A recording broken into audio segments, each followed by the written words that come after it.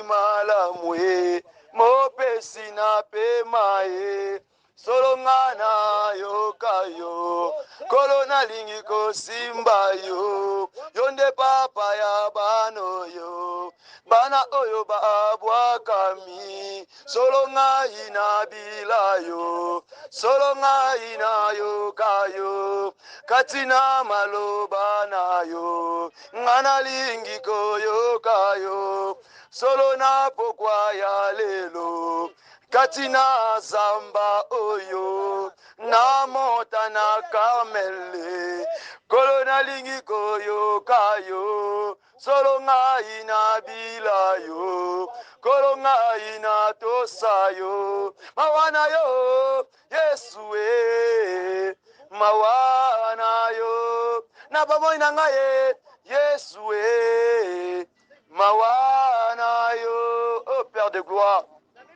montre-toi ce soir, Yahweh. Renforce-nous ce soir. Papa, ce soir, tu continues à Zamba, oh Yahweh. Ce n'est pas par nos propres forces, Seigneur, mais c'est par ta volonté, Seigneur. Papa, natelemite pamba liboso basakoli, Yahweh. Liboso ba wumbu no Yesu na ngai zali na makasi na ngate, Yahweh. Ce n'est pas par ma volonté, Seigneur, totiki bandako na biso, toye na kati na Zamba oyo, pona koluka Yahweh. Ce n'est pas hasard, Yahweh. Ce n'est pas facile, Yahweh. Totiki misala, totiki bandako, tokoti na kati na Zamba, pona kotombola kombo na yo. Kasi na pokwa lelo, oyo kisabiso sonite. Yo zanzamba ba échec ete, yo zanzamba zonga simate, wanzambe oakenda liboso. Merci pour la présence des anges ce soir. Merci Jésus, parce que tu es là. Parce que tu es là. Tu es là ainsi que dans le cœur de nos vies, Seigneur. Tu vis là. Tu demeures là, Seigneur. C'est pour cela, parle-nous, Seigneur. Mon lokola un simple instrument. Oya temi liboso wa wumbu no, Seigneur. Pesanga makasi, naebi ko teate, naebi ko sakolate, naebi ko prophétiser te, naebi ko exauter te, naebi comment ko enseigner te, Seigneur. C'est toi l'excellent enseigneur. Enseigne-nous ce soir. Dispose nos cœurs. Parle et demeure. Contrôle et règne, Seigneur. Sois parmi nous. C'est pour cela, comme un seul peuple, ensemble dans son nom. C'est pour cela, nous allons acclamer Tokobeta Maboko Makasi, pona lokumu na nzambe, pona merite nango, ya bongi na yango, na pokwa lelo, pika mikono, pika mikelekele, beta milolo, na kati na Zamba oyo, na montana basakoli, na ngomba ya Karmele, betela ya maboko, yebisa nzambe, obongi na yango, omerite na yango, unastahili Bwana, unastahili Mungu. Eh Yesu, oh Yesu, nous t'élevons, nous t'adorons. Eh Yahweh, I give you your prayer, Yahweh. Kumisama na yo, nettoie na yo, na kombo na Yesu Messia, parce que tu es Dieu. Nettoie na yo. Merci Jésus. Amen. Alléluia. Alléluia. Maboko wana tanto beta kiango pona voisin na yo. Sikoyo tozo betela Yesu Kristo oya ndimaki kokufela nga na yo, oya ndimaki kotika trone, kokitana se, komikomisa un simple serviteur, komisala moto oya pamba, mwana mokati mabaya, mwana moto azalaki sans valeur, mwana un pauvre moko na siya mokili oyo atalaki yango te, mais andimaki ase donné, amipesa. C'est pour cela nabengaka epanza njila, c'est pour cela nabengaka Mungu ni mwema, c'est pour cela nabengaka the King of Kings, c'est pour cela nabengaka le roi des rois, l'étoile brûlante du matin. Na pokwa lelo, il est Dieu, élève-lui, exalte-lui, il est digne, il est digne. Oh, le maître de temps et de circonstances, le Dieu créateur, c'est lui qui a été avant l'existence, c'est lui qui a été avant le commencement. Abotamaka, Azalaka avant existence, Azalaka avant combo ya commencement, yende le début, yende le commencement, parce qu'il a été, il est aussi la fin. Thank you, Father. Thank you, Father. Thank you, Father. Thank you, Father.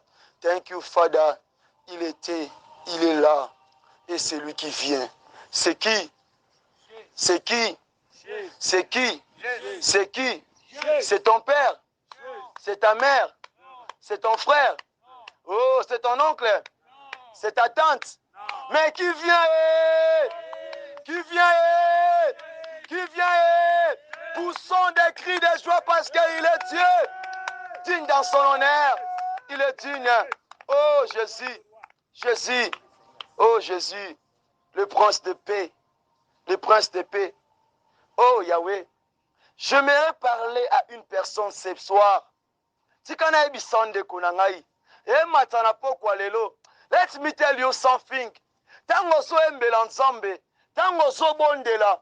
Na moni ete, il y avait un homme na ombre ya noir asili kolongwa na lié oko kende musika na biso. Amen.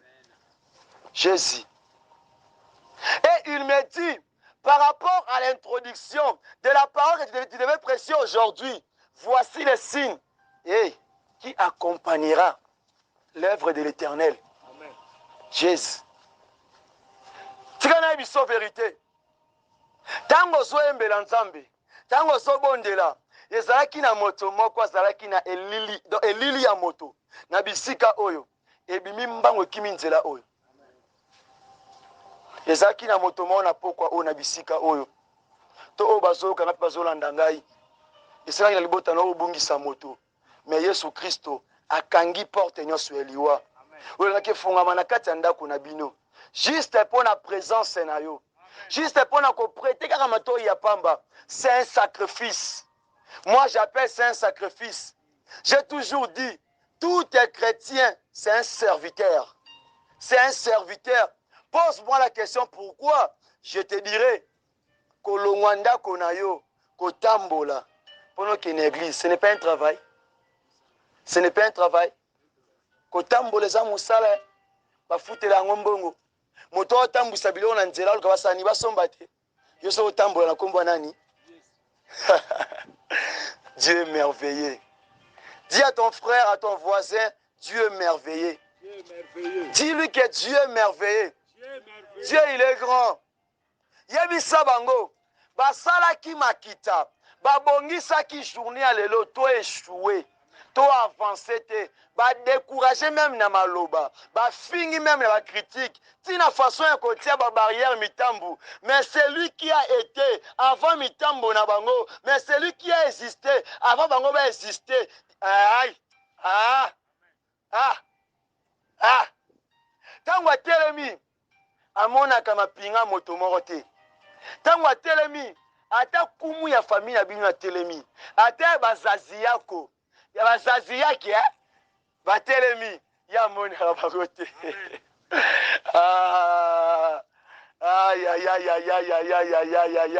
God is good all the time.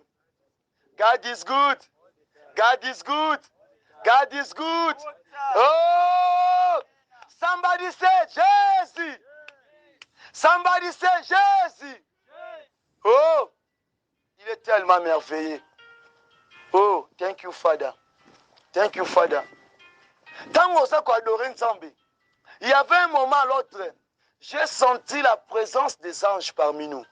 J'ai vu un homme s'est habillé en blanc. À tellement qui juste en face, il y a oyo. Je me suis dit, Eza, il mange, toi, Eza, imagination à Motunangai. Il me dit, non, n'aie pas peur. Entouré des anges. Amen. Et c'était précisément ici. Nazo kaba voir batu zo bima, natali nombre ya batu, na mona bangoti. Tala, ndeko, zamba monene. Zamba monene, zamba bangi sangai. Bile monzambe bangi sanga makasi. Elengi sanga même nzoto. Il y avait un homme qui s'est levé, un chef.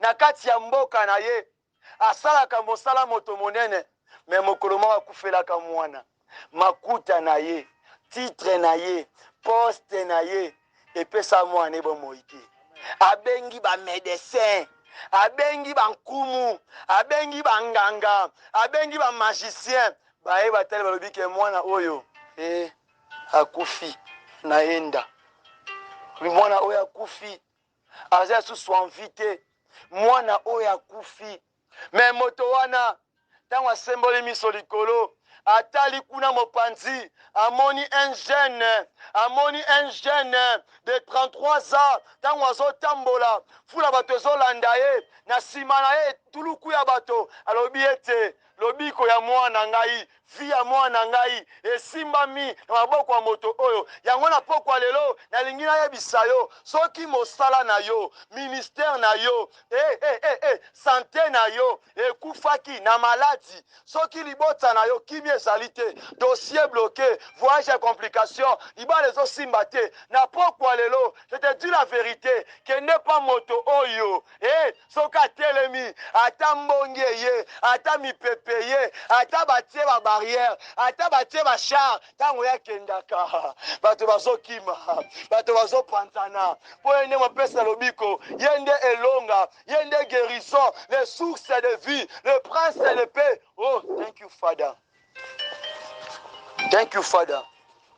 Thank you, Father. Thank you, Father. Merci, Jésus. Cet homme Latali a dit, Mokondi, moi nanga ya kufi. Moi nanga ya kufi. Abi c'était moi na la lipongi.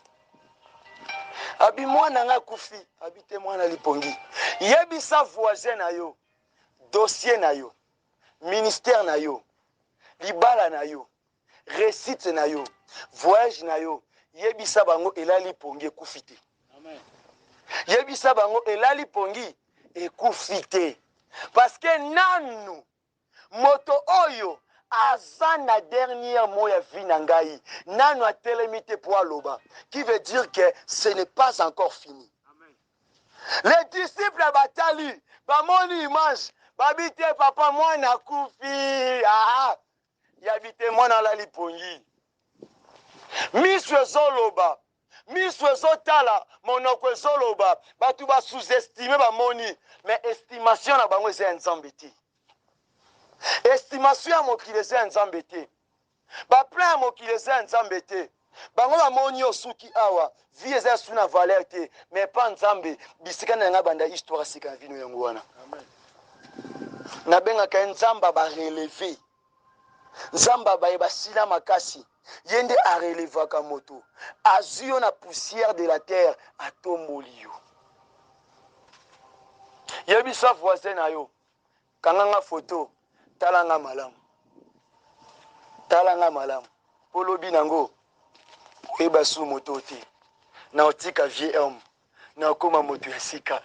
Est-ce que vous comprenez nga na pokwa lelo? Vous comprenez nga na pokwa lelo? Vous comprenez nga na pokwa lelo? Yesu tango abelemi na ndako ya moto wana atali mwana Yesu na biso ya kitoko. Yesu na biso aza kitoko. Asimbi mwana loboko. Tala yebisa bango ya bango basalaka ba cérémonie bakata basoso batambola babina basala ndenge nini ya biso. Si il dit juste un mot, pas deux mots, mais na malamu. Na malamu. Pas deux mots, un mot. Et s'accomplit. Et s'accomplit. Que Dieu vous bénisse abondamment. Zambe apambola yo. Zambe abundeli biso ya mingi. Zambe abundeli biso ya mingi. Papa nzamba lingi bino mingi. Tozaki kombati makasi. Le diable a combattu, a cherché. Mais souka souka. Moto ya benga yo. Moto ya pona yo. Alobi ete akotika yo te. Ozala komekama to komekama na yo elekela kondima na yo. Jamais. Yatika te. Yabwaka ba oa ete. Yebisa bango. Ma chair a peur. Mais mon esprit n'a pas peur. Zote zo fionuka, ezo konda, ezo lenga, oui. Mais mon esprit sait que ce n'est pas encore fini. Il y a encore de l'espoir. Il y a encore de l'espérance pour ceux-là qui fait quoi? Qui vivent. Vous en avez bon mot. Amen, amen. Zambi apambola bino ya mingi pona kokuta na suna poko lelo. Merci na porte do pesinga ko tema liboso na bino. To kitanga makumina nzambe na mokanda ya Jérémie. Jérémie le chapitre 7. Jérémie le chapitre 7. Le verset 23, toujours dans les mêmes versets.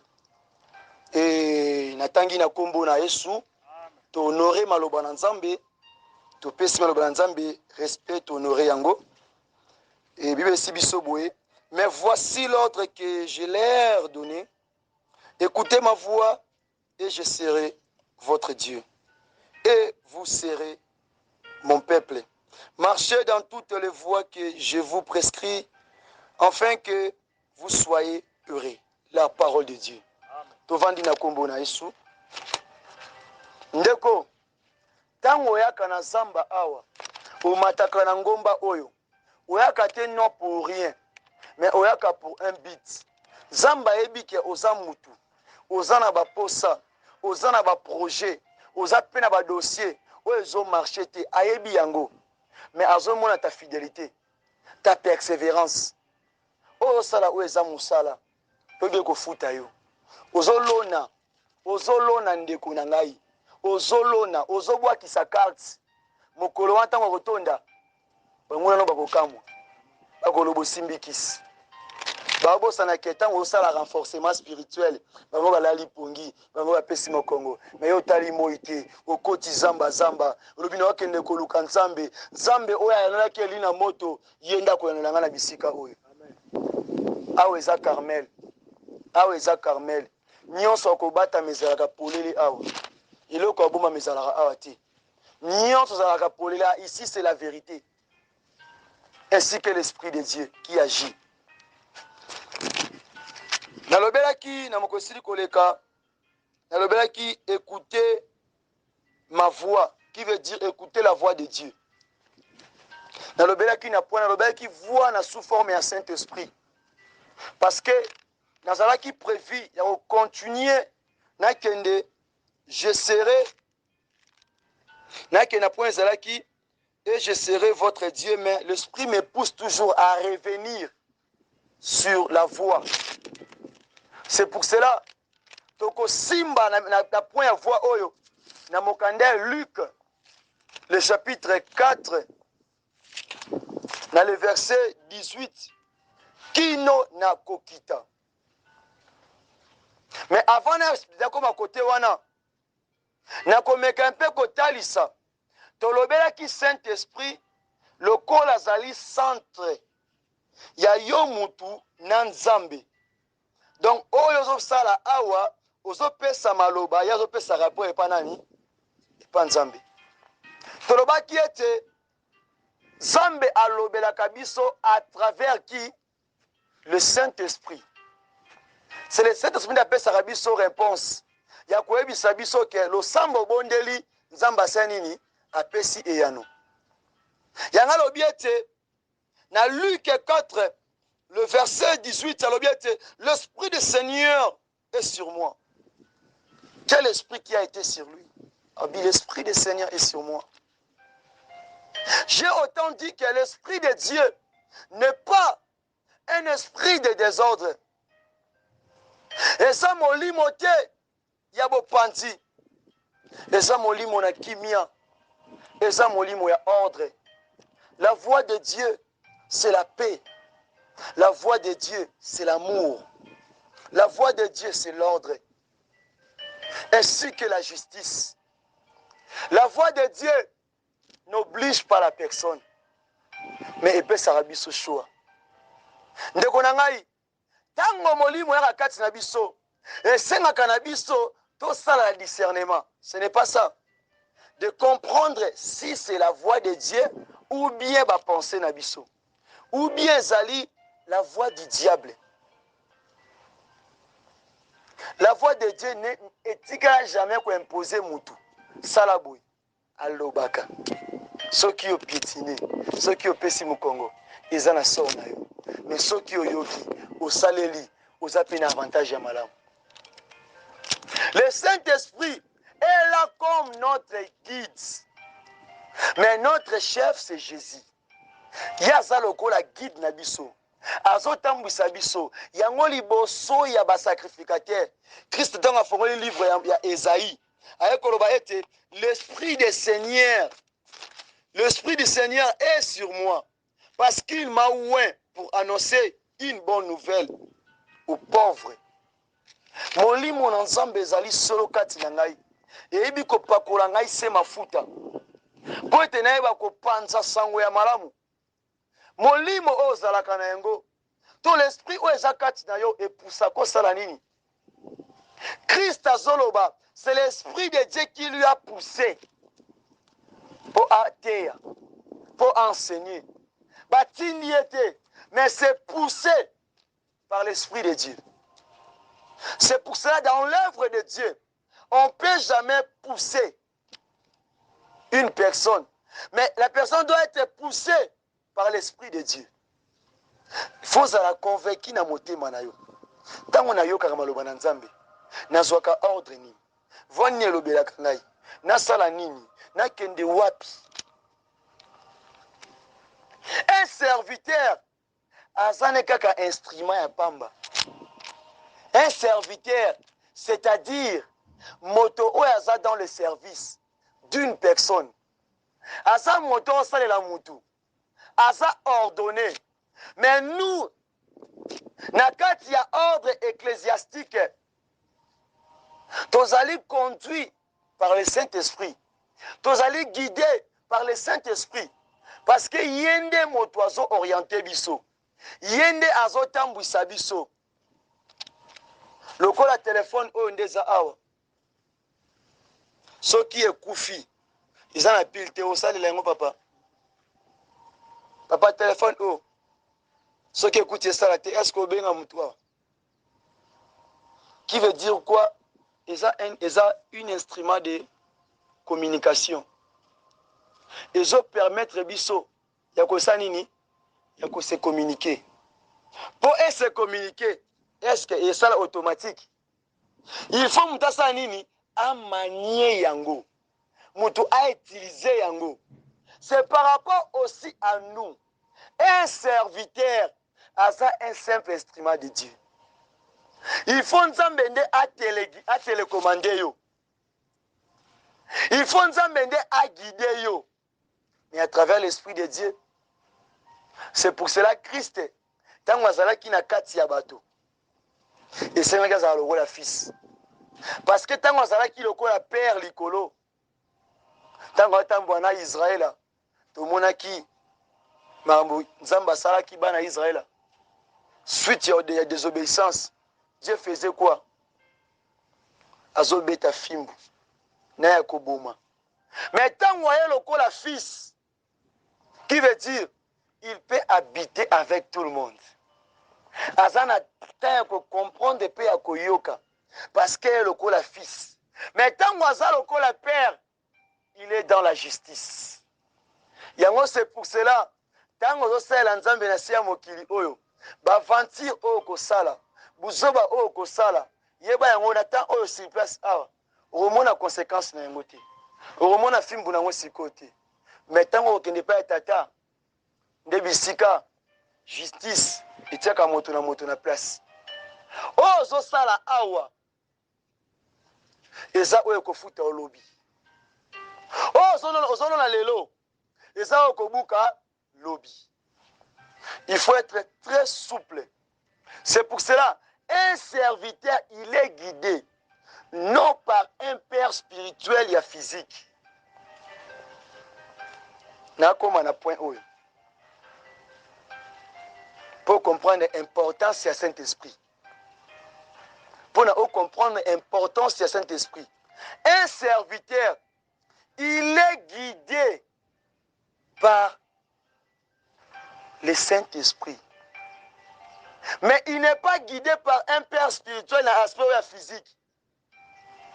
Moi j'ai un père spirituel. Toi tu es un père spirituel. Tu es un père spirituel. C'est vrai. Le Saint-Esprit abîmé pas père. Yende wana Yesu. Tango alongwe lokola fils, atika na biso lokola Saint-Esprit. Siko si yo za na père spirituel. Et bon père oazali kolazanani. Bien aimé. Il y a moi fuite mo zarabisika na makasi. C'est un peu compliqué. Théologie, les bien ekeba et bimiso na parole mukomususu. Théologie. Théologie. Ozana un encadreur. Oya osala suivi po na yo. Azo sungo na ba conseil. Mais moto akodakisa nzela, akoguide yo, alakisa yo. Oh, vision ya ministère. To ya okende ko rebâtir, ya ko sa to œuvre de Dieu, c'est qui? Le Saint-Esprit. Akozwa message pa nani? Chez le Père. Est-ce que le Père ou un père physique? Il est le Père physique. Tu dois toujours répondre, c'est l'enseignement. Est-ce que un père physique? Message où tu n'as pas cet esprit, où tu as wapi? Est-ce que ça a un père physique? Ceux qui ont un père spirituel, c'est comme ça, Mazanani. Tu peux ça comme oui. Alors, bi akabola ka gloire na ena mutuke. C'est ça. Tu comprends la parole de Dieu. Exode 20. Alors, bi akabola ka gloire na ena mutuke. Yango zongo na mingi nzamba zoe bisaye à travers le Saint-Esprit okende te bisika wana te ya pona boye sala pona boye ya lingi a copier selon makanisi na tatane ya molimo wana. Ton père au benga soi-disant spirituel azana marche na ye. D'abord un père spirituel na physique azalati. Tozana ba cadrer. Soki ba koyebi soki non. C'est à cause que ton moni Josué, azalaki pembeni na Moïse, ton moni Timothée, azalaki pembeni ya Paul. Oui. Paul azalaki père. Oui, mais pas un père en aspect spirituel. Un père physique. À l'âge peu avancé. Azobenge le bien-aimé Timothée. Zamba oki jamais okabola gloire nena mutu. C'est lui qui est le père likolo, qu'on a le père spirituel. Oazo pesa biso le don du Saint-Esprit. Oazo ba ko dispenser yango kati na biso. Ceux qui ont un père spirituel, so Christ azawapi. Yango zala tribu père spirituel, toi ozala nani? Toi ozala double père spirituel, toi ozala nani? Il n'y a qu'un seul père. Il n'y a qu'un seul père. Yango so tangi malamu azwe bisa ba disciple na Jean 10. Alobiete, moi et le Père, nous sommes un. Bien aimé, vous comprenez? Jean 10. Jean 10. Kitana soko mona yango. Alobiete, moi et le Père, nous sommes un. Qui est elobinini? Même toi zalaki likolo, yenda kita kinase. C'est pour cela, et senga kina yete ami pasola. Ami bimisa. Yanga wandeye komi bomba. Soka lobeka tamba lokola nzambe. Tango yaki na tawana ndeko. Alingaki aboma ebele. Yanga efsaki Pierre. Yo kati litoi. Soye baki harmone azana ngo kuna likolo. Qui veut dire quoi que atikaki mapinga na ye. Bo continue andimia ki lokola un simple serviteur. Siko na ebité. Quand tu es guidé par le Saint-Esprit et que poussé aux ala, orgueil ya nini, obeta tolo pona nini, batuba mona yo pona nini, parce que Jésus Christ, notre Père spirituel, azala ki humble. Yango komona catégorie ya bato mingi, oyo bazalaka ba Père spirituel ya mokili oyo, bazalo lendo na façon moko ondimati. Bami kitati. Ils savent que bayebi mingole ka batu nyoso. Bosani, nous connaissons en partie. Jésus-Christ, yenda bengi ba disciple, yoka malamu, mes petits enfants. Mes petits enfants, navanda ki na bino, mais boso ka baga papa, mais kasinga yoti. Ba comprendre ti. Bien aimé. Oza mosali na nzambe, il faut oza na discipline. Okomaka te mosali na nzambe, mais obotamaka mosali na nzambe. Depuis kuna na plein nzambe, déjà a placaka yo ke oza un serviteur. Oza instrument de Dieu. Mais je ne sais pas, ceux qui ont un instrument ya mutu. Yo oza juste ka pour un service ya nzambe. Papa telema. Kende kuna. Teya boy. Kende kuna. Bondela pona moto boy. Asisi wana ozimwa ta mort. Aye susu. Telema. Kende kuna. Kende bisika boy. Na hôpital na prison. Tu fais que obéir. Batata ozomona wana o nzamba te pembe na yo. Baza ba encadrer. Lokola ngape. Je peux lui encadrer. Naza ko encadrer. Mais naza père spirituel na été. Parce que moto ayebi vie na spirituel malam, ce n'est que qui? Zambe ayebi vie spirituel ne malam. Kolekanga moto na telemi liboso na yo. Tango za kombenga ke wana papa na nga molimo. Wana père spirituel na ngai. Qui veut dire quoi? Ayebi milimo nyonso za kati na yo. Oh, mettons mon besoin en dilati. C'est l'enseignement son akosi au telemi au contredire au pessinga verset. C'est l'enseignement. Au pessinga verset. Parce que tu as un père spirituel. Tu as un aspect à molimo.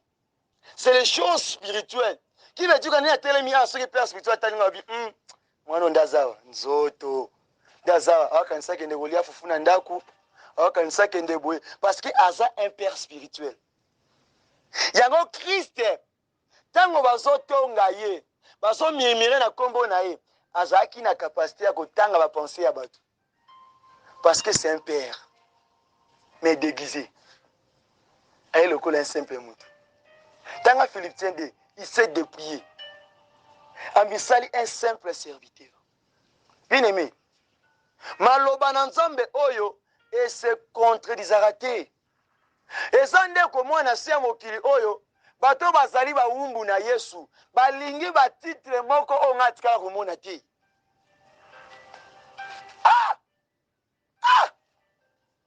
Bien aimé Yesu mokutu ye moko ayaki na mokili oyo kobikisa biso aluka titre te me biso bato osale lelo oyo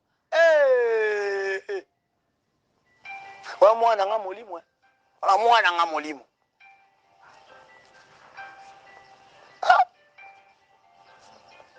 Bien aimé, faut faire très attention. Faut faire très attention. Il dit que le diable, il est orgueilleux. Aboya komi kitisa. Yango zomona basali mingi lelo oyo. Suite à biloko tozomona un père spirituel. Ezolongola mingi na presse à Saint-Esprit. Bakomi lolendo. Il faut le kwa liboso yo za nanu convaincu n'esprit za kati na yo. Faut ba kena na lobela kayo. Na tambusha kayo. Na guida kayo. Oyambaka nani? Ondimaka nani? Non. Ceux qui ont comprendre l'importance du Saint-Esprit, selon Jérémie 7, 23, écoutez ma voix. Yoka, alobina biso na Jean 3, 16. Ils allaient verset simple pour Nabatou. Mais ça moukoua au côté en 100 jours, aussi sangoté. Aussi sangoté. Aussi sangoté. Na terre na mon aussi la té. Na mon a gesi la raté. Chaque jour il y a une révélation. Alors bien te apesa ki biso mwana na ye kaka moko po akufela biso. Tango yoso benga wana za père spirituel na ngai. E bon oyo akufela ki yo. Azanani. Azanani. Donc tango bondela Yesu papa na ngoti ngai awa apoti ko to ke su papa na ngai. Talanga ko to boaki ngada ozana de papa. Yanga lo biete yo moko mutu moko zana Dieu.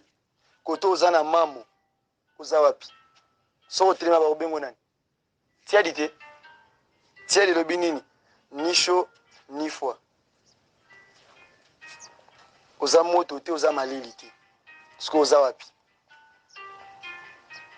yango so mona mingi bazo forcer pona bondela fois forcer pona deya pona teya fois forcer pona enseigner fois forcer. Pourquoi?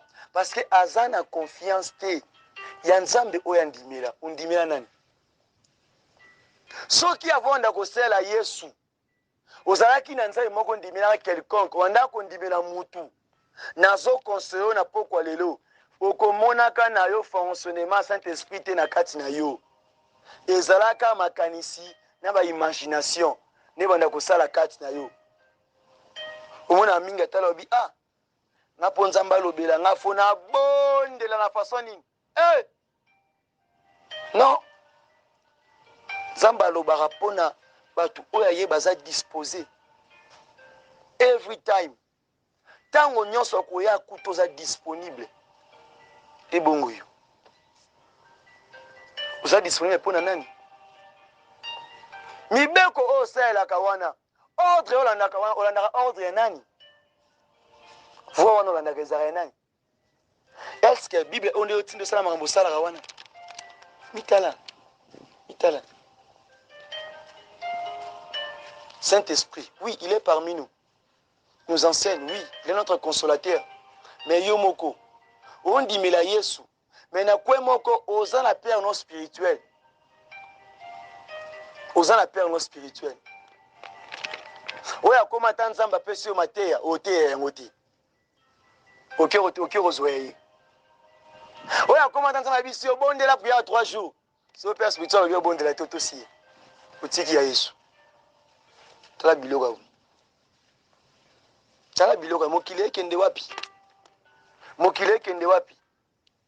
Na biete na bongisaki kolobela mususu, menza apesi na bebelo mususu koloba na poko.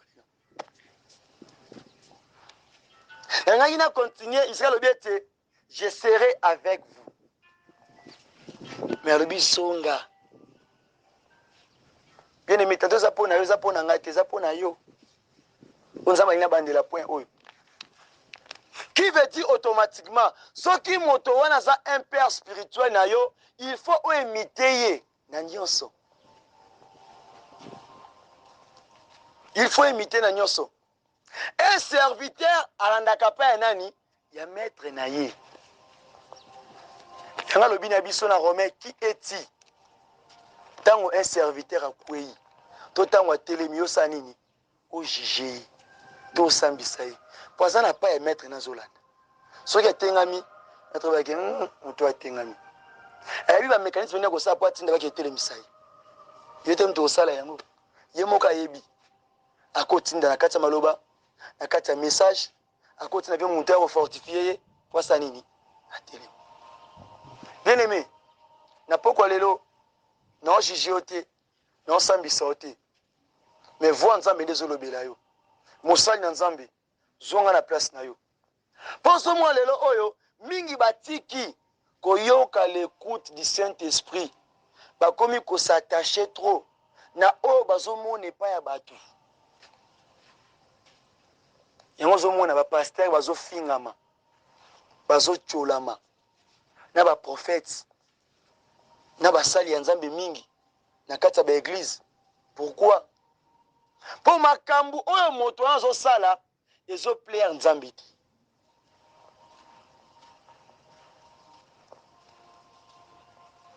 Yango nalobelaki na kati ya voix nalobi Saoul ayokaki oyo nzambe alobaki. Mais azalaki na posa asala o misu ne monaki. Nzambe abisaki osimbelo te. Ayokaki. Mais te alingaki asala o mokili ezosala. Evre oyo salaka. Bisika oyo kota wana atindaka okuna. Ezalaka nzambe. Ibe ezalaka envie kaka nakende. Na kota kaka bamona. Un serviteur atamba lokola mutu nyonso te. Aza guidé, aza recommandé. Pour un instrument. Yango moni, bisi batunaki Yesu, bato bazolanda yo. Bakolala wapi? Po molile ezokota deja. Ebutu ezoya deja. Bakolala wapi? Bakovanda wapi? Yo za un instrument. Donc, ti osala awebike, non sa te po bafuta ne pa mutu. Mais pona na futa yo. Zambi. Alors bien que l'esprit du Seigneur est sur moi. Dans mon lit, mon maître dans Nzambe zakati na yo. Et so pousser au ça la œuvre de Dieu. Na ite na pousser mais yango ne fait pousser yo. Oko isama kiwapi. Olongwa kiwapi. Et puis le même esprit wana. yango ezotinda nga na yo tokende kosala l'œuvre de Dieu. Olamuki mokolo moko obongami okende église oaki na programme akoteya okomi kuna oyoki bokati na yo ezoyebisa yo ndeko na ngai oteya te tika mutu mosusu ateya yo otali tellement oteya kala otali tellement enseignant kala otali public otali miso ya bato bi nakolâche te oki oteya okomi kuna na place où ajouter quelque chose yo retranché pour sali œuvre ya nzoto. Saoul amonaki ete aye kotumbela nzambe mbeka mais lorsque abominde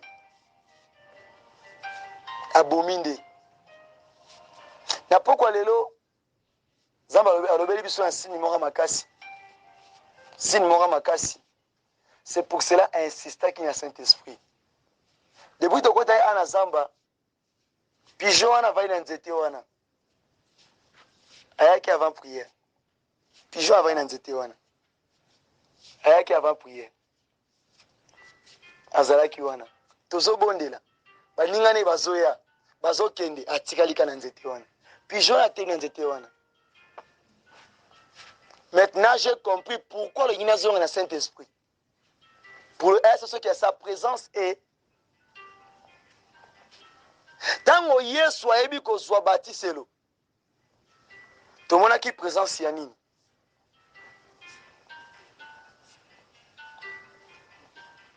Saint-Esprit il mange à pigeon alipeka na Yesu colombe. Bien aimé, zamba zanzamba bilembo anzamba basini yo ko talobi butwa lelo na bisika oyo vraiment te na moni loko te na pesi yo sini na pesi yo elembo et asa sévère ti avandi wana asa sévère tango aussi sa œuvre na ye esilaki moto azoyoka voix ya nzambe akozala jamais déçu akozala jamais exposé na kaya banguna. La voix de Dieu est sa protection. Pourquoi? Tout n'a pas nini. Parce que tant que yebisi okende kuna yo comme simbité on peut ça dans rapport Zambete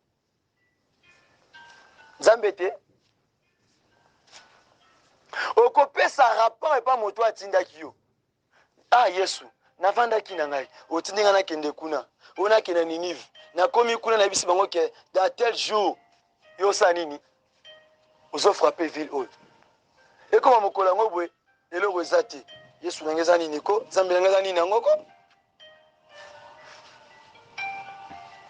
Zambe bakanga kaeka na ba parole na ye azalaka faible dans sa parole songo soki za Nzambe ayi biso sale loko yo koma kuna simbite koma ka kuna simbite koma ka kuna simbi na ngote omitungisa te baluka ka Nzambe Nzambe na ngai ngana vandaki na ngai obi na ngana telema naki bondela pona moto akufi wana mais na komi kuna bondela moto ngala mukiti Nzambe na ngai obenga poke ofingisa nga kuna siko yoka kuna sima papa yaka nini asekui. Il est l'omniscient, il est l'omniprésent, il est l'omnipotentiel, Dieu tout puissant. Dieu tout puissant. Tout est importance ya Saint-Esprit na vie na biso basali na Nzambe. Eza motuya.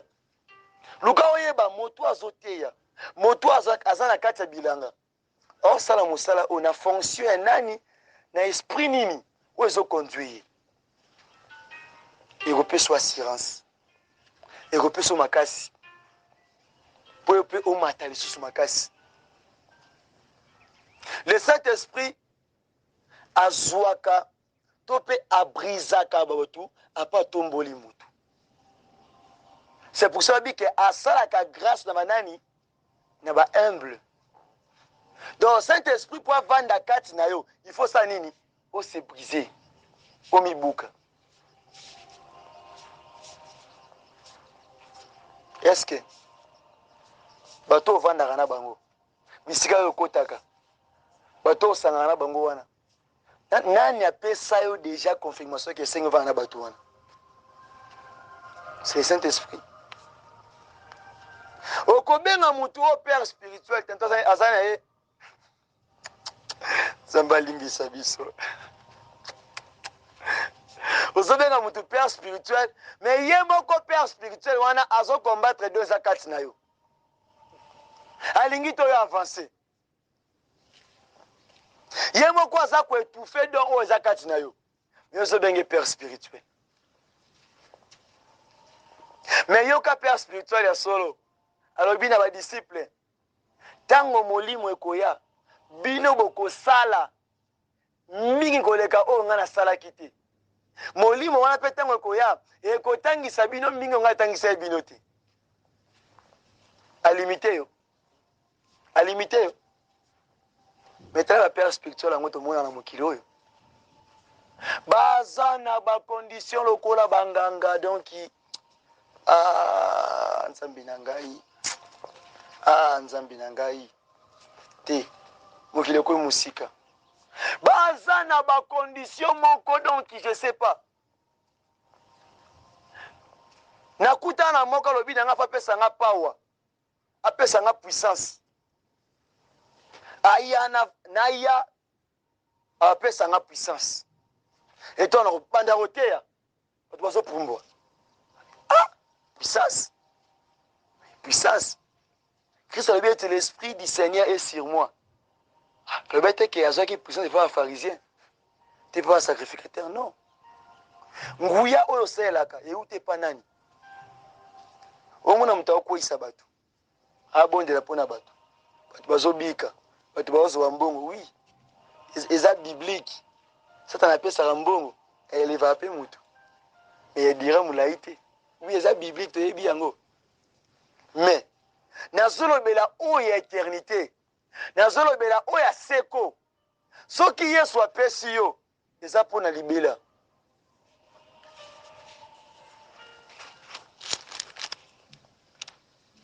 Un serviteur doit toujours penser d'y voir du loin. Œuvre au non sala. Lobi esuki la ngandeni. Mosala au non sala. Lobi epesa ngani. Soko sala la mutu. Mokolo wana ozala mal récompensé. Yaonso continue verset à l'objet. Il m'a envoyé pour guérir ceux qui ont le cœur brisé. Le cœur brisé, ça va nani. Il y a un berger, un pasteur, berger. Vous avez monté mon temps au son abatunios. Quand l'église est au tambouissa, vous en avez sœur, vous frère, oh le bisarté. Puis au ticate, so matina cher, au bac de jeton.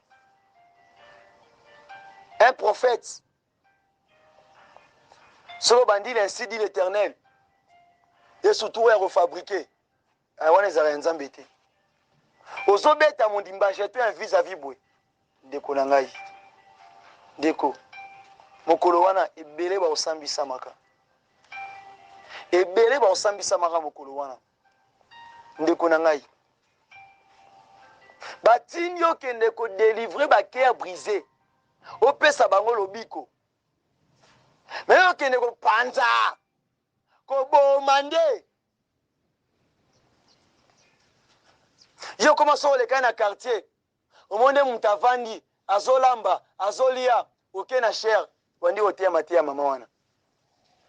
Au monde mutu mususu, azokse basala kibwe. Oh. Kwa zolo bana ngako? Ah, yo finga ngaiti. Asala ke ninyo? Lobi mondi moko alongwe. Lobi oya alongwe. Lobi oya alongwe. Otikana nani? Malamu kutu. Mutu amona ke wi na kokite na zana ba faute. Nana comme prêt au sel à yesouté. Après si ma kimi na yaki. Mais que par force na yo, o bengana un âme, bien une âme. Webi malheur au miluki na vie. Balobi soki bopakolo moko abongoli motema. Kuna alola. Feti ya makasi. Ce que yo bungisi âme. Obungisi ba âme. Vous accusez comment? Vie ya moto wana, makila moto wana, eza likola mutu na yo. Yango tango kaya lukaki shit ya Abel. Makila Abel evandaki na motu na ye. Ilandaki ebisika nyonso. Et réclamaki. Po azalaki juste. Ndeko na ngai tozaba instrument na Nzambe. Tobanga Nzambe. Tosala ye. Tona exauté yo. Na exauté yo. Po lelo ona moni ozu confiance na yo. Otianwe pa mutu. Ozu likia na yo. Komi ko croire na o mutu azu ebisa yo. Ozu ka sous Saint-Esprit te kati na yo. Oui. Dieu Nzamba ko lobela yo. Mais so mono za à la maison tant que kolobelo ko na. Oui, luka bato baza na sagesse. Basunga yo. Luka bato bazali âgé. Avoir un encadreur, ils ont mabete, ils ont malam, lokola Paul, lokola Moïse, na Josué, lokola Paul, na Timothée, ils ont malam. Faut qu'on ait un encadreur pour la kisayo. Ce qui nous a baby si yo boy, au bango boité pour rebeta ma et sanini pour panzabato. Le bas la langage moko za ya respect ya pideur. Zamba talisio image wana po ke yo bango bongo te me po yo olimbo la yango. Zamba la kiso ke likola cher. Omoni abomination wana. Na ndenge moko ke rolobate. Yo tele wandi ko lobelo ko bongo misot. To tala est-ce muto aza atana classe. Toi aza mutu mo aza mayele. Toi vanda ata na bande l'école. Zamba la kiso loka bongo. Loka interprétation na yango. Loka langage biblique na yango. Nzambe na kembo apesa biso makasi. Ya otambo na voix na ye. Apesa biso makasi ya kotosa ye. Apesa biso makasi ya kotia matoi koyoka bien l'ainsi dit l'Éternel. Nalina pokwa lelo toyebisa Nzambe Père. Toyebisa Nzambe Père nazongi pa na yo. Benga tu es mon Père spirituel. Parce que oyebi état d'âme nanga malamu. Parce que oyebi être nanga malamu. Oyebi identité nanga malamu. Nalobe ba père ou était dans l'église catholique. Mais je parle du Père céleste. Parce que kuna pena catholique bazana ba père. Bazana ba père. Au Père Songolo, au Père Kingandi. Mais moi je parle du Père céleste. Jésus-Christ. C'est lui qui nous a sauvés. Natinyo te pas Père ma Songolo pakala. Natinyo te pas mutu ma Songolo pakala. Soit disant mutumo ayaki pona osabe non. Alors biete bato nyonso bayaki selon Jean 10. Mingi bayaki lokola ba voleur pona koyiba. Mingi atina ki bango pe po bakende ko bongisa ka nzela na ye. Bakende ko annoncer avenir na ye que Yesu akoya. Yesu akoya pona sauver abikisa peuple na ye. Christ ye moko acheva ki l'œuvre na ye. Yango na suka nango avazonga epai ya tata ayebisi tata lobi ete bato oyo opesaki ngai tala oyo nasali ta ndenge natamboli na bango. J'ai fini mon travail. Yanga lobi na croix alobaki loba nini tout est accompli. Eza na moto moko te akoya achever l'œuvre ya Christ. Moto moko te akoya asilisa œuvre ya Christ. Ye moko alobaki yango tout est accompli. Yango na pokwa lelo.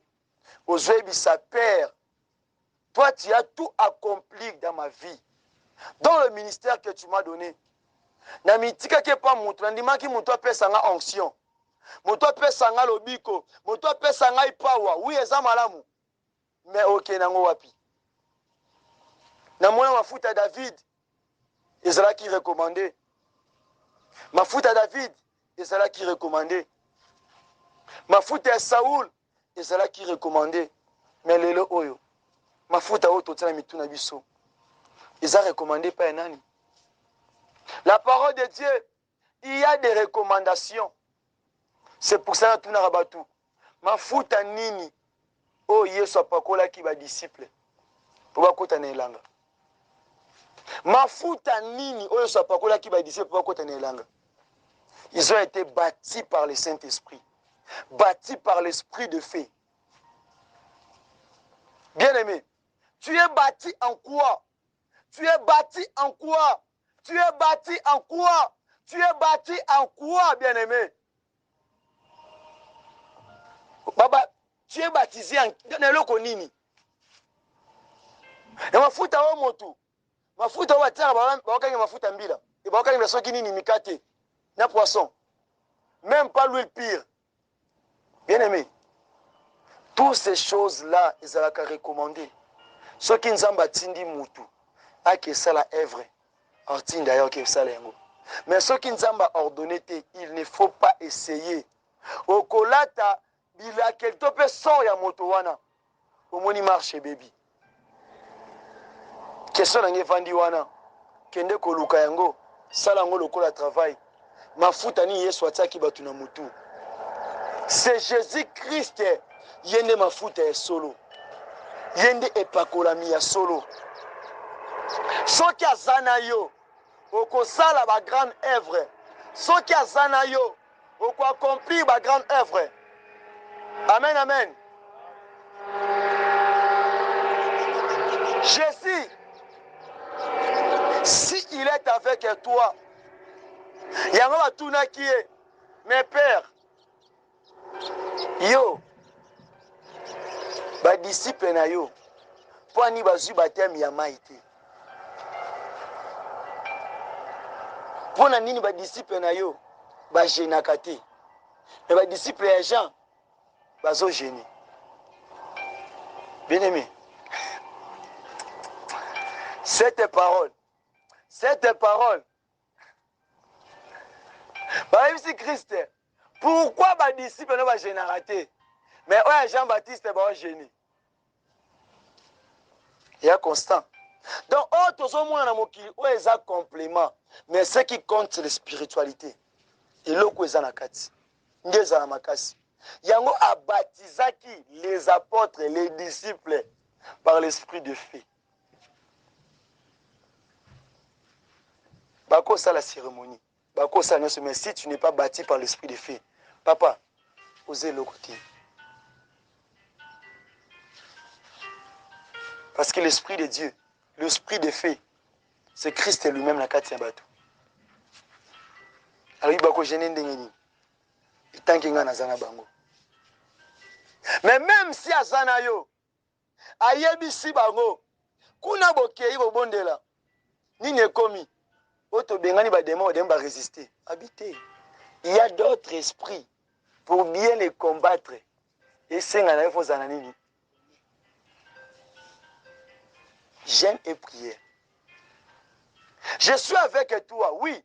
Mais quand il faut concentrer, il faut m'attendre. C'est pour cela même la jeûne, jeûne, toko sala n'importe comment. Jeûne est les recommandations venant de Dieu. Dans circonstances, comment aussi mbaté, monique oui on go lukanzambi, oui kota. Donc au tien zamba défi. Na se privé na boyi kolia parce que na zui régime kuna parce que na kufeli mutu parce que mutazama de ningi ose kusai. Osala eloko.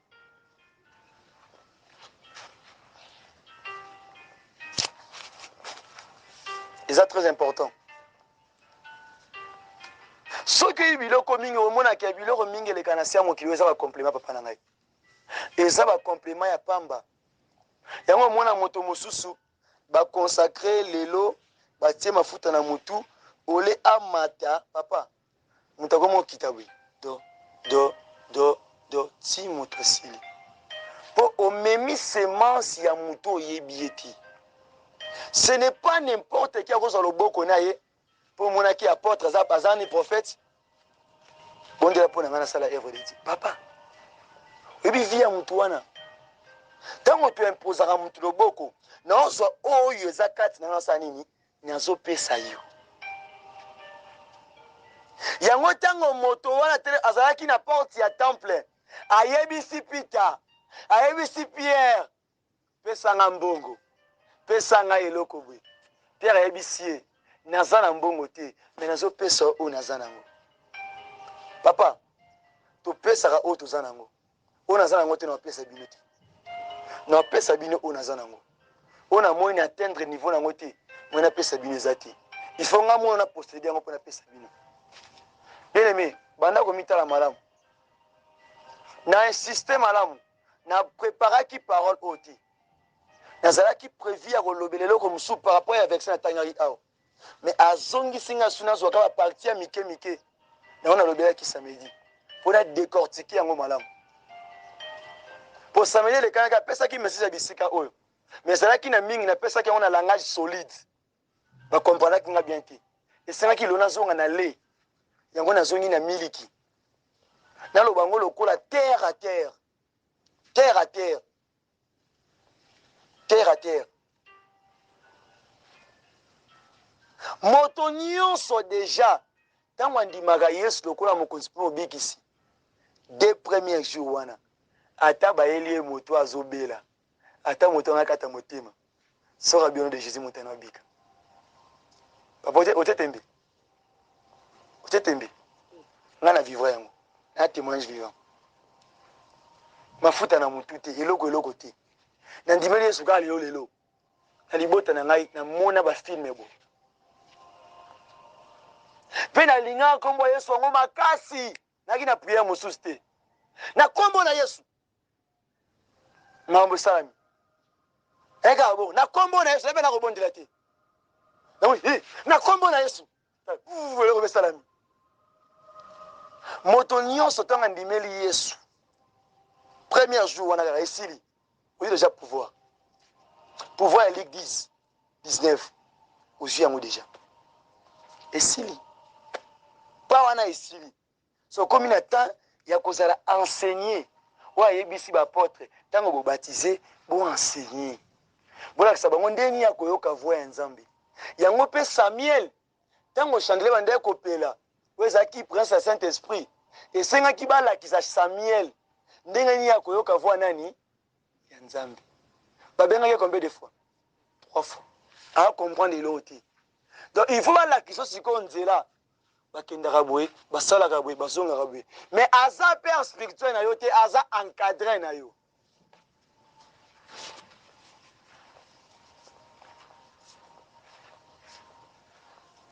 moko mosusu kende otuna moto obengaka père spirituel ndenge omesana kobenga ye mpo ce n'est pas biblique etikala jamais okoma na bible ya ke le père céleste oyo eza na bible okomona jamais nalobi mpe yango awa jamais bakoma un père spirituel jamais ya ke le père céleste eza na bapère ebele na kati ya bible ezaka na père moko alekaka na bango père céleste oyo abandi na matie ntina suka kuna père céleste ye nde azaka céleste tous les pères bapère terrestre donc toza na père céleste na bapère céleste toza na un père kuna bien bozo comprendre toza na père céleste oyo aza moko likolo mais na terrestre toza na bapère terrestre toza na batata ebele ya mokili bien-aimé faire très attention bien-aimé faire très attention nabendi mama toyi bisika wana mpo eza mosala oyo kesala yango lobi nzambe atie nga pembeni na bino juste mpono comprendre biloko mosusu tanto oyebaki yango te nzambe alingi atalisa yo alingi alobela yo ya beaucoup de serviteurs bakoma kose limite bango moko donc nde amonaka papa natambwisaka bakoka donc ye mpo na ye monaka yango extra amoni soi-disant père spirituel na ye atambwisaka bibembe alamwisaka bibembe amoni yango extra ebembe alamuki atamboli eliza tali azalaki na encadre ene Eli. Eli azomatanga kenali etinefsie. Olingi na pesa oni. Senga oro senga na kopesa. Ebisi ete. Pesa nga double portion. Na sala koleka yo. Po oza mutu. Donc oya pesa ki makasi wana, apesa nga plus koleka ya yo. Les hommes ba se limitaka. Et comme na point moko moni bato basali théologie ba koyebisa bino. Biso osalaka ngo mukie tokata. Ponza balongolaka biso noki. Et comme lokola ko se contredire. Pour que la Bible est incomplet. La Bible est un verset où il y a une erreur. Papa, la vérité. Ça, c'est la théologie. La théologie, la Bible est comment une erreur. Il y a un monsieur qui s'est bango. Parce que le livre monsieur pour nous compléter au Bible c'est ça qui.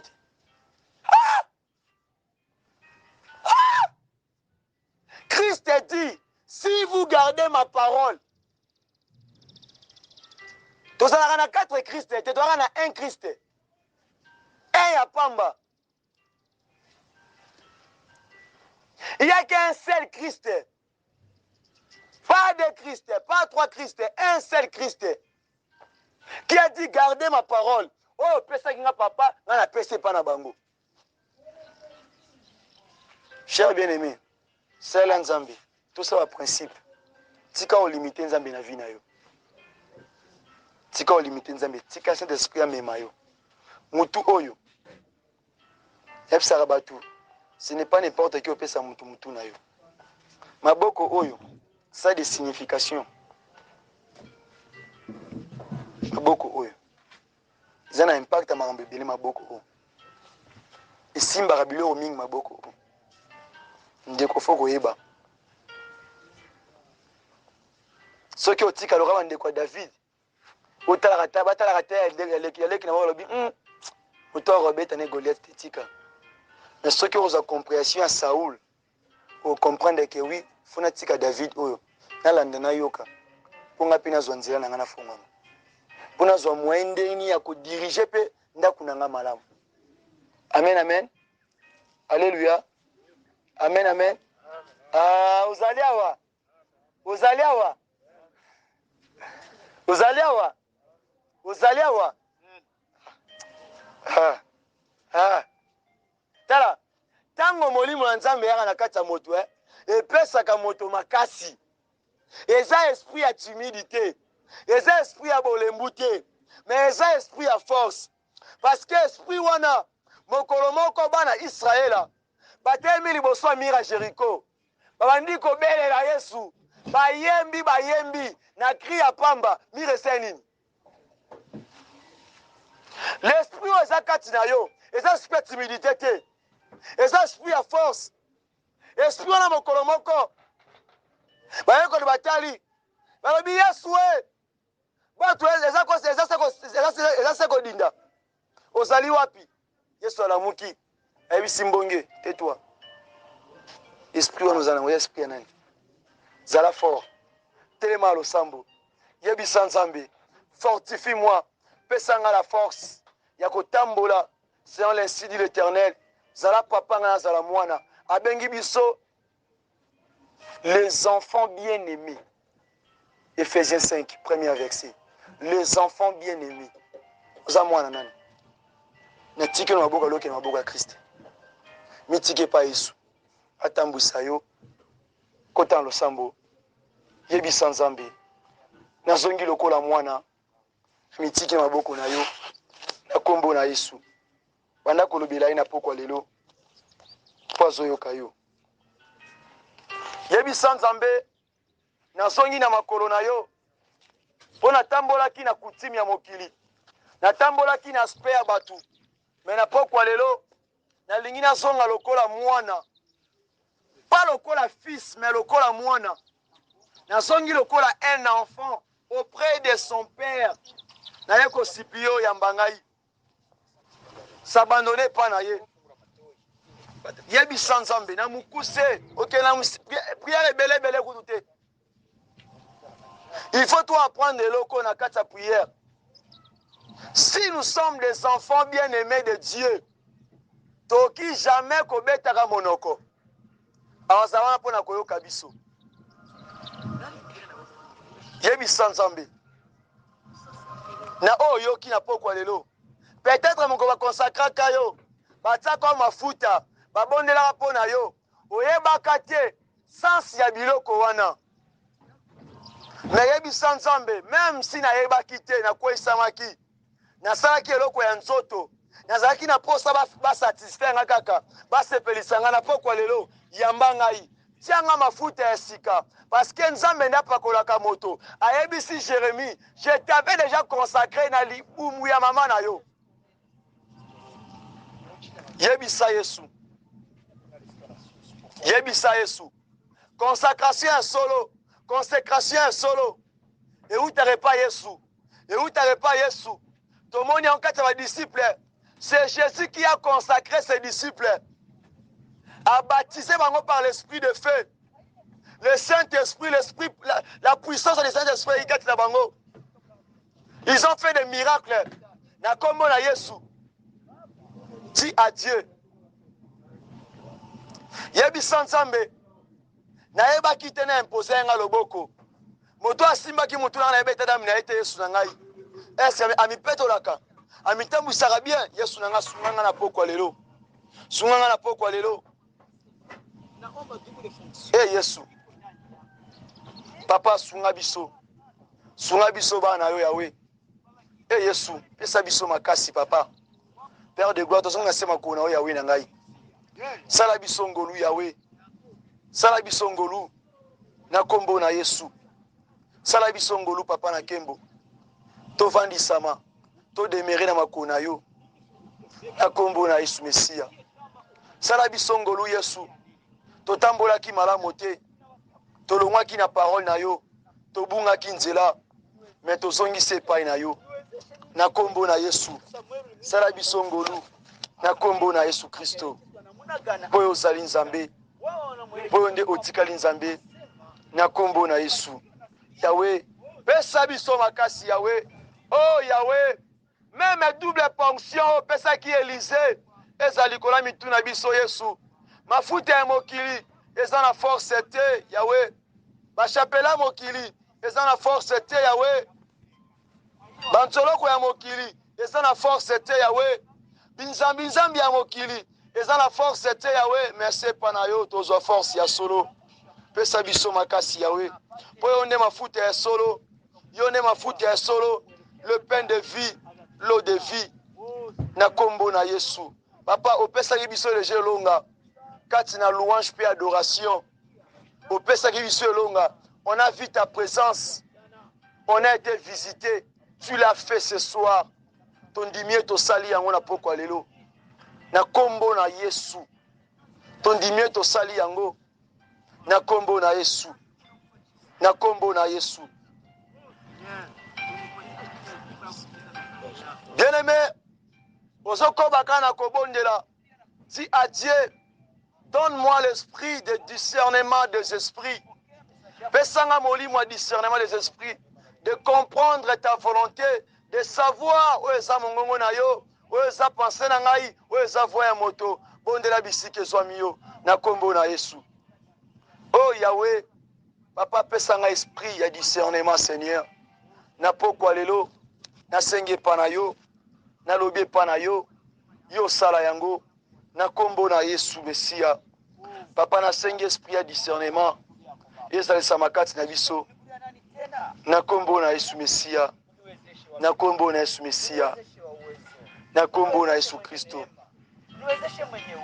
Na kombo na Yesu. Na kombo na Yesu Mesia. To melaki kati ya molili. Tala Yesu aye. Na pole na ye. Mobali yangu ya motema malamu. Ata mwana mobola Yesu abwakaka yete abokoli ngai asuki wana te apesi ti bomoi na ye mpo na ngai nakoma kolinga ye ye nakoma kolinga ye pene na kufa nakoma kolinga ye nakoma kolinga ye pene na kufa biloko ya motuya bato bakufelaka Yesu andimi kotiango kati na ngai naza vase de terre epanzanaka pamba pamba andimi risque il a investi à moi afungoli nzela asuki wana te apesi ti bomoi na ye mpo na ngai nakoma kolanda ye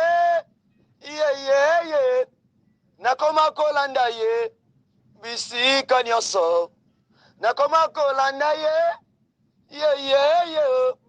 nakoma kolanda ye bisika nyonso natunaki ye nini amoni epa na ngai naza na makasi te o ayanoli ngai alukaka bato makasi te alukaka oyo abotosi yawe mikolo nyonso nasambelaka nzambe alola abatela motema na ngai soki mipepe soki banguna batelemi nde ntango naza kolaka na nzembo je serai couronné je serai couronné après ce combat je serai couronné